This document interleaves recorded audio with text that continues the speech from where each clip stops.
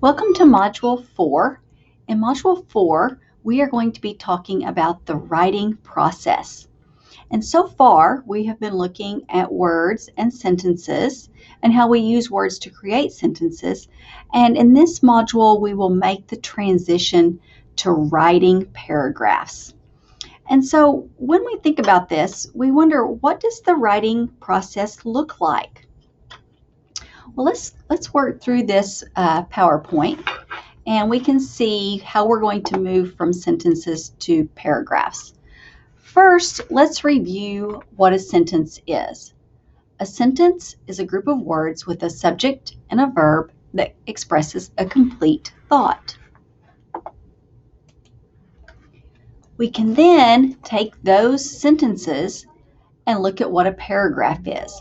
A paragraph is a group of sentences that work together to develop a unit of thought. So when we think about creating a paragraph, we need to make sure that our paragraph consists of 4 different elements. And so let's look at these. First, let's look at the length of our paragraph. Your paragraphs should be 7 to 12 sentences in length. Sometimes instructors may tell you 5 to 7 sentences in length, but we are going to do 7 to 12, push you just a little bit to develop those thoughts and create those sentences to form paragraphs. Our next element is that we want to make sure that our paragraph clearly states a point. And what we want to do is make sure that our first sentence is what we call the topic sentence of our paragraph. And that topic sentence is going to tell the reader what the entire paragraph is going to be about.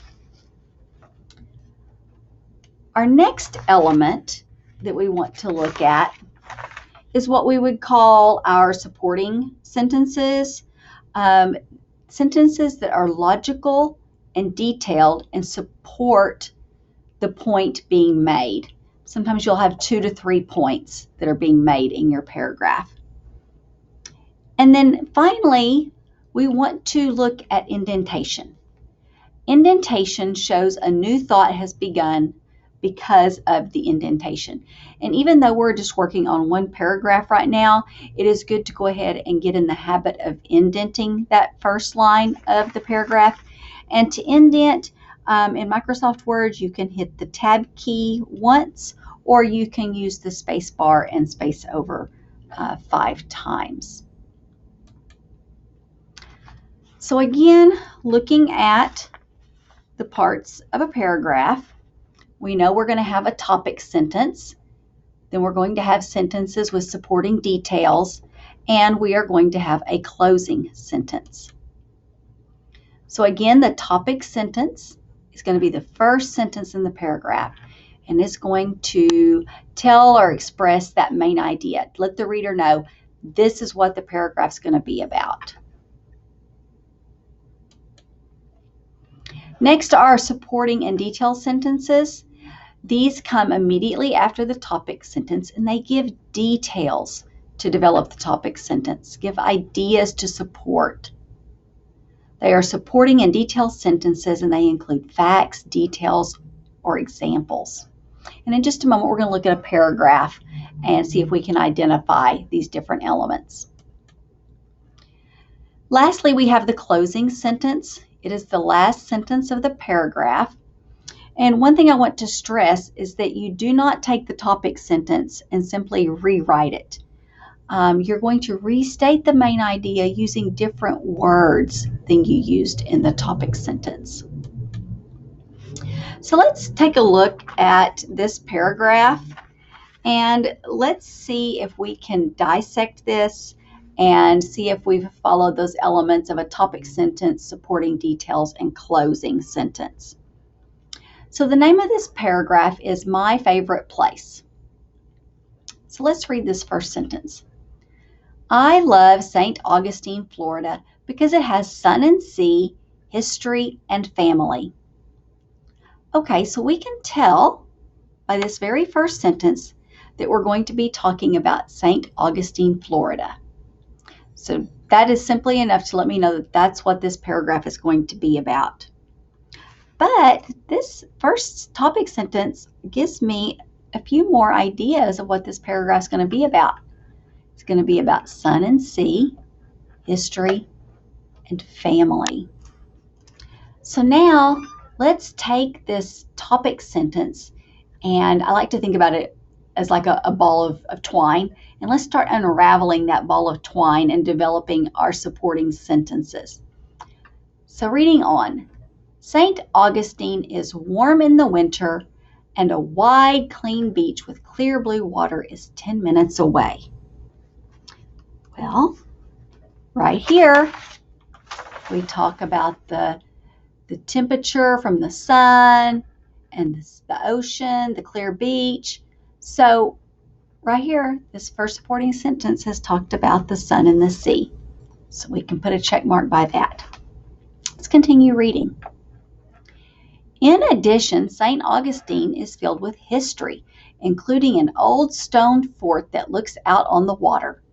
It also has the oldest schoolhouse in America, a tiny wooden building smaller than a two-car garage. Well, in our topic sentence, we said we were going to talk about history of St. Augustine. And so there we've just looked at the stone fort and the schoolhouse, so we can check that off. We've covered that part of our topic sentence. Let's continue reading. Best of all, my grandparents live in St. Augustine. They are my favorite relatives, and they make me feel very welcome.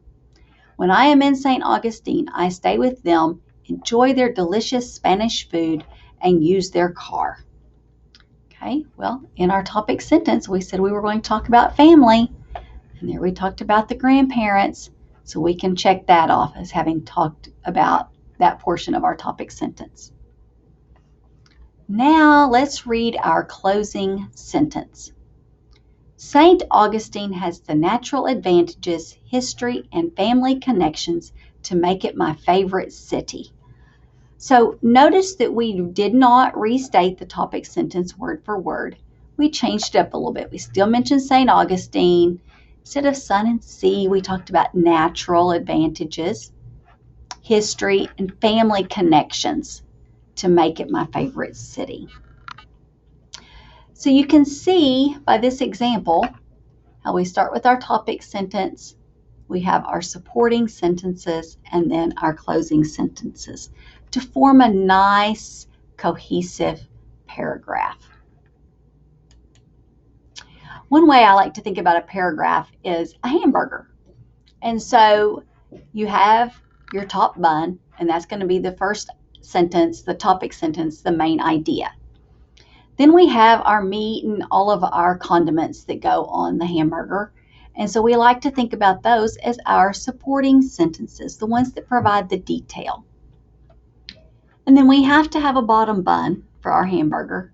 And so in writing our paragraph, that's going to be our closing sentence. Again, a rephrasing of the main idea. So I hope this has been helpful to you in understanding about how we structure a paragraph. You're going to work through some folders in this module, and in these folders, pre-writing, writing, and rewriting will be covered. And then after you work through those folders, you're actually going to have an opportunity to practice writing a paragraph. So good luck in this module, and I look forward to progressing to Module 5.